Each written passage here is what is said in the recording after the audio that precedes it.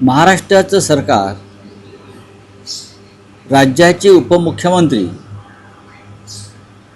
आणि महाराष्ट्रातले एक महत्त्वाचे नेते, लोकप्रिय नेते अजित पवार यांचा अपघात, ज्याला सरकार अपघात म्हणते, आम्ही म्हणत नाही, आम्ही सदोष मनुष्यवध म्हणतो, इतकं हलक्यात घेत आहे की आम्हाला आश्चर्य वाटतं आहे की जो आक्रोश मुख्यमंत्री, दुसरे उपमुख्यमंत्री वगैरे लोकांना फुटला किंवा अमित शहाना जो आक्रोश फुटला होता त्या दिवशी, तो खरा की खोटा?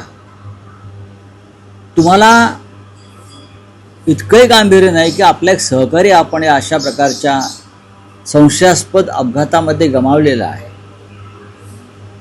रोहित पवार यांनी काल मरीन ड्राईव्ह पोलीस स्टेशनमध्ये जाऊन VSR कंपनी आणि DGCA, directorate general of civil aviation यांच्या विरुद्ध सदोष मनुष्यवधाची तक्रार घ्यावी अशी मागणी केली आणि ती मागणी फेटाळण्यात आली.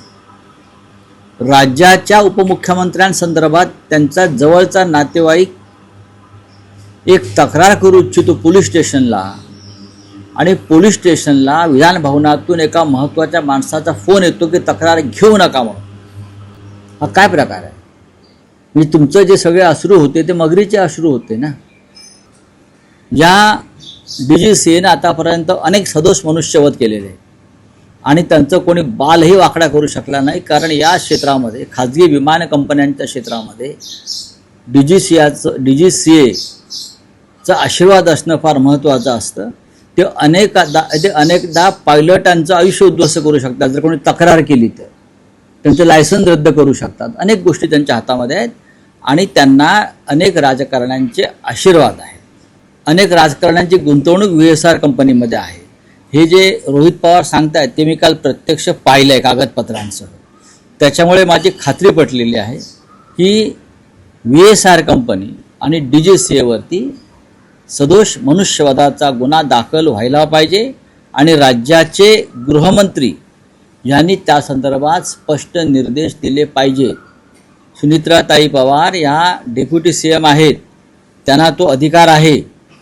आपल्या पतीच्या रहस्यमय मृत्यूच्या चौकशीत त्यांनी सुद्धा तेवढाच रस घेतला पाहिजे जेवढा रोहित पवार आणि आम्ही सगळे घेत आहोत. त्यांनी मुख्यमंत्र्यांना सांगायला पाहिजे की मुख्यमंत्री महोदय, आपण गृहमंत्री आहात, तुम्ही FIR का दाखल करत नाही, हे उपमुख्यमंत्री सुनित्रा वहिनी पवार यांनी विचारायला पाहिजे अशी आमची अपेक्षा आहे. अजितदादांचा मृत्यू हा सदोष मनुष्यवध आहे.